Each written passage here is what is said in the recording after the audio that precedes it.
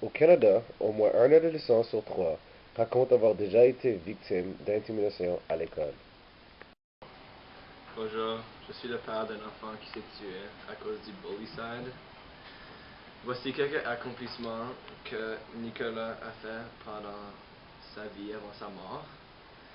Ceci est une de ses photos qu'il a fait quand il était jeune. Il jouait au baseball. C'est une photo. Il adorait les sports.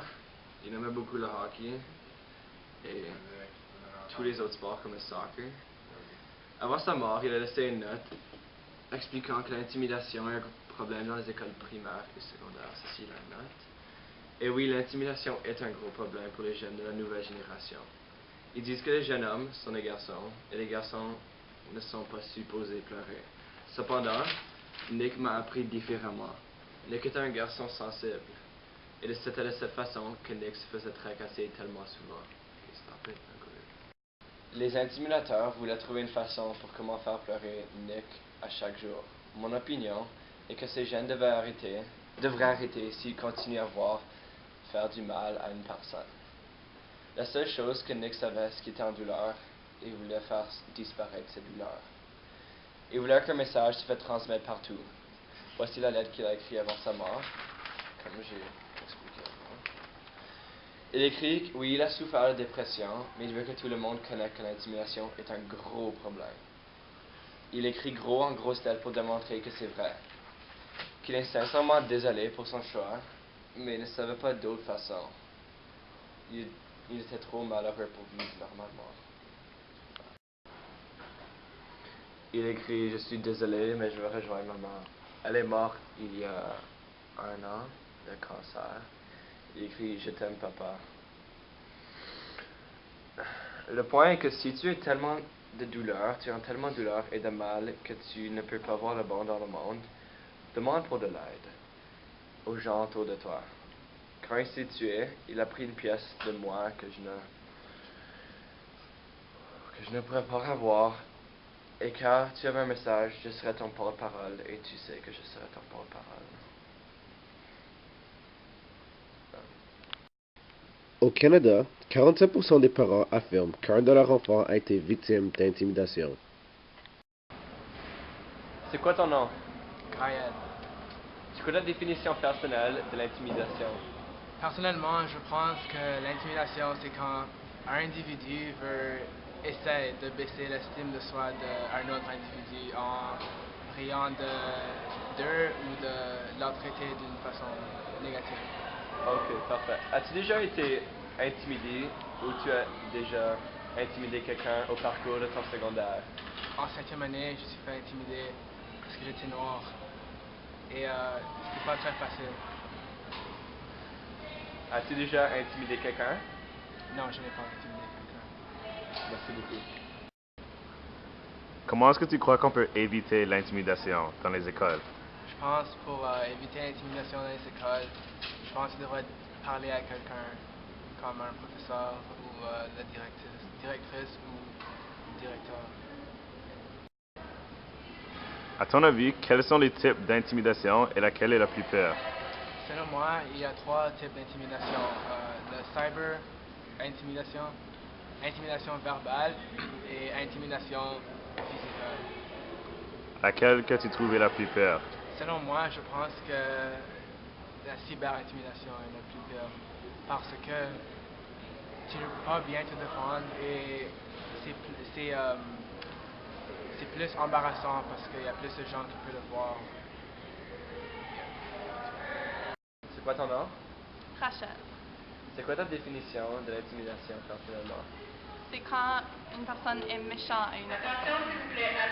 Parfait. As-tu déjà été intimidé ou as-tu déjà intimidé quelqu'un au parcours de ton secondaire? Oui, je suis déjà intimidée. Comment tu t'es senti? Très triste. Selon toi, c'est quoi les différents types d'intimidation? L'intimidation physique, verbale et par l'Internet. Et quelle que tu trouves est la plus pire? C'est physique parce que des gens peuvent comme vraiment avoir des blessures mal. Ok. Comment est-ce que tu penses qu'on peut éviter l'intimidation dans les écoles? Peut-être comme avoir des groupes comme médiation pour les pairs. C'est quoi la définition personnelle de l'intimidation? Ma définition personnelle de l'intimidation, c'est quelqu'un qui se fait sentir comme si il n'est pas confortable dans sa peau avec qui il ou elle est. As-tu déjà été intimidé ou as-tu déjà intimidé quelqu'un au parcours de ta vie? Non, personnellement, je n'ai pas été intimidée du tout. Puis je n'ai pas intimidé personne. À ton avis, quels sont les types d'intimidation? Quels sont les types d'intimidation? Tu peux avoir des intimidations à cause de la façon dont tu t'habilles, de ton apparence, intimidation par l'apparence, intimidation à cause des gens avec qui tu te tiens avec, des relations que tu as, des groupes que tu es associé avec. Je sais pas. Et des types, quel que tu crois est le plus mauvais, comme l'intimidation physique, verbale ou par Internet? Oh là là. Je pense que les trois sont probablement l'intimidation, je sais pas, les trois ont un niveau d'importance. L'intimidation physique peut être super dangereuse. Du point de vue physique, tu peux te faire battre, tu peux te faire intimider, te sentir vraiment pas valorisé. L'intimidation mentale, c'est vraiment pas bon. L'intimidation par Internet, c'est dangereux parce que c'est vraiment quelque chose qui est très inconnu, c'est quelque chose qui commence beaucoup. On n'a pas autant de connaissances dans cette région-là au niveau de l'intimidation. Donc, ça peut être super dangereux. Et comment serait une façon d'arrêter l'intimidation dans les écoles secondaires? L'intimidation pour arrêter les écoles secondaires, moi je pense que nous ici, on fait quand même beaucoup. On a un comité d'anti-intimidation. Je sais que cette année, on a une semaine de planifiée au mois de novembre où on va faire plein d'activités durant les 5 jours pour sensibiliser les élèves à l'école sur l'intimidation, qu'est-ce qui existe, qu'est-ce qu'on peut faire, si vous êtes victime, si vous êtes témoin d'une intimidation, comment vous pouvez agir.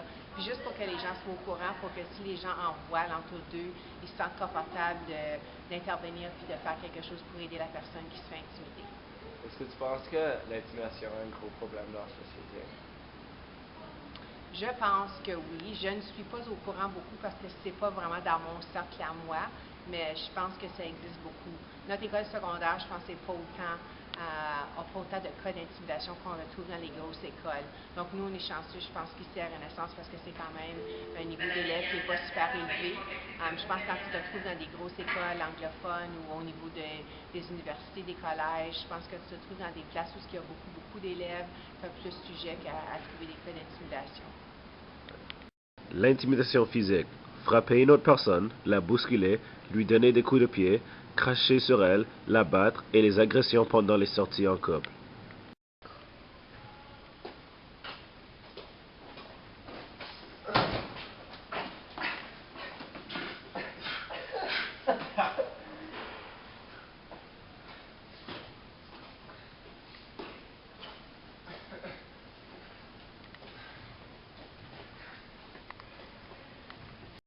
Intimidation verbale.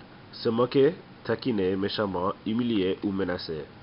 Ah, regarde Nicolas, regarde ce shot. C'est tellement laid. Aucun ami. Loser! Loser!